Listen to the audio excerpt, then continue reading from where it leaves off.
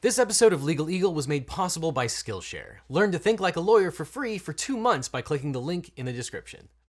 Schadenfreude is defined as pleasure derived from another person's misfortune, but it should also be defined as watching a bunch of entitled rich parents get indicted for fraudulently trying to get their stupid kids into college. So can I get some 90s sitcom music?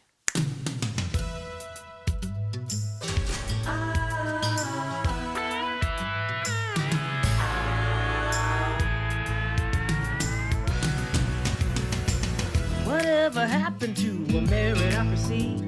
The class rank, the GPA, even SAT. Everywhere you look, everywhere you look, there's a fraud, a school to pay bribes to.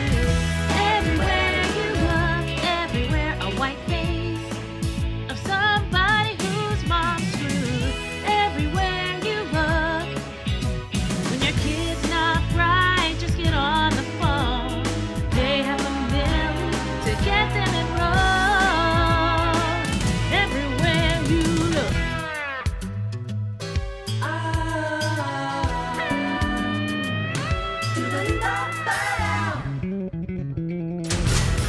Hey Legal Eagles, today we're talking about the college admissions scandal.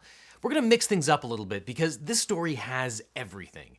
The rich and famous, lots of bad things happening to bad people, and RICO violations. So today we're gonna talk about the allegations in the indictment, and we're also gonna talk about what it means to have a RICO prosecution. So here's the background. 50 people, including Full House actress Lori Loughlin, aka Aunt Becky, and actress Felicity Huffman, are facing federal RICO charges for allegedly participating in an elaborate bribery scheme to get their children into elite universities. There are a lot of rich and famous people here, but most people know about Lori Loughlin from Full House, so I'm going to refer to defendants collectively as Aunt Becky. Bad boys, what you gonna do? In this case, the kingpin, if you will, William Singer, created a company called the Edge College and Career Network LLC, also known as The Key, ostensibly as a for-profit college counseling and preparation business. He also started the Key Worldwide Foundation, or KWF, as a 501c3 nonprofit for similar purposes. The government's indictment alleges that Singer engaged in rampant racketeering or fraud that falls into 3 buckets. First, the indictment alleges that Singer facilitated cheating on the ACT and SAT exams in exchange for bribes. Number 2, it alleges that he designated applicants as purported recruits for competitive college athletic teams without regard to whether the student had actually participated in athletics at all. And number 3, concealing the nature and source of these bribery payments by funneling the payments through the KWF Charitable Foundation account. So let's talk about the first type of fraud and racketeering that's alleged in the indictment. The government's indictment alleges that to facilitate the cheating, Singer counseled Aunt Becky to seek extended time on her kids' exams by having doctors falsely state that her children had learning disabilities in order to obtain the medical documentation required for the College Board to grant extra time on the standardized tests. You're in big trouble, mister! Additionally, the indictment states that in exchange for bribery payments, co-conspirators allowed Aunt Becky's kids to secretly take the ACT and SAT tests in special rooms where they were given more time, or the children's responses were actually replaced with the correct answers. If your children are accepted here, you'll be expected to work with them at home rather intensively so that they may reap the optimum benefits from our curriculum. Oh yeah, well, our kids love to reap. In the second type of fraud, Aunt Becky paid Singer approximately $25 million over the course of 2011 through 2019 to bribe coaches and university administrators to designate her children as recruited athletes or other favored admissions categories to jump the line into college. We may have, well, he may have embellished, lied a bit on our application. Honest. She's been on this honesty kick all week. Oh my god, you guys, the Skillshare plug at the end of this video is going to be so epic.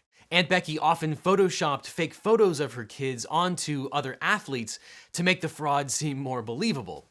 And given that Aunt Becky lives in LA, a lot of the fraud concerned LA colleges. As a UCLA grad myself, it gives me no pleasure to point out that this scandal appears to permeate through the entire University of Southern California, resulting in multiple coaches at USC being fired. It gives me no pleasure at all to point that out. None. at all. None. And I have no idea why people often refer to USC as the University of Spoiled Children.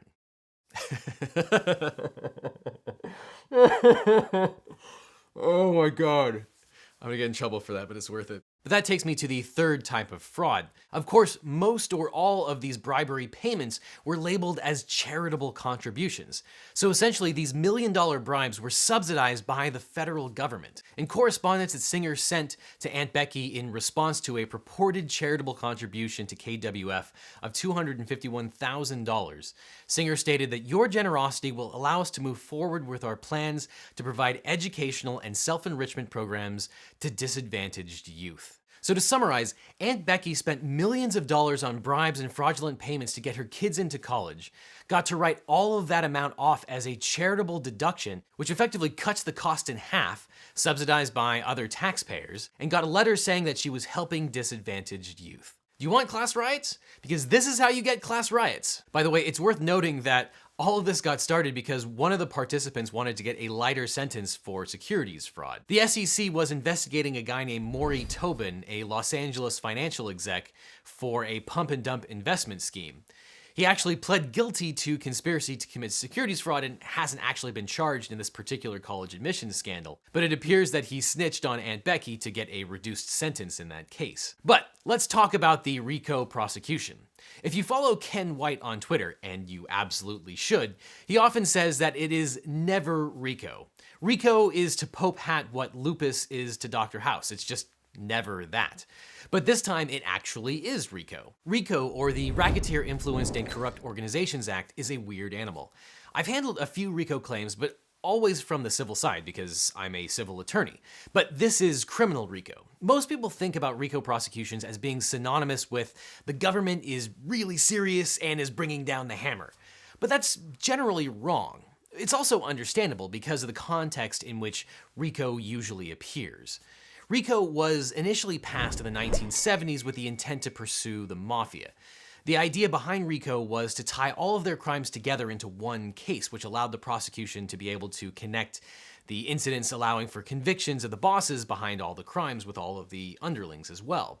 It was necessary because it's really hard to prosecute the mob. Traditional tools like conspiracy charges were hard to prove without direct links to the upper mob bosses. So some would say that RICO is written intentionally vaguely to capture enterprises like the mob that would otherwise evade prosecution. To this day, when prosecutors have traditional criminal law tools available to use, they often use those to avoid the convoluted issues of RICO. But in general, a properly stated RICO claim requires 1, conduct, 2, of an enterprise, 3, a pattern, and 4, a pattern of racketeering activity. Conduct here is pretty clear: bribes, fraud, it's all over the place.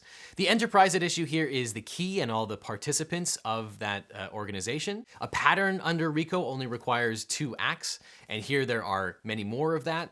And the element of racketeering activity is extremely broad. The statute includes things like kidnapping, gambling, arson, robbery, bribery, extortion, and a list of a whole lot of other things. It's actually impossible to have a racketeering claim without a finding that the defendant is guilty of another criminal violation.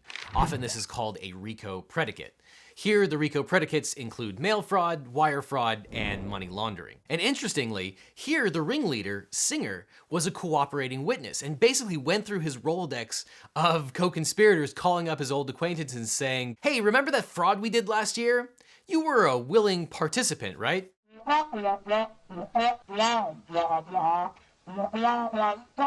Cool, cool.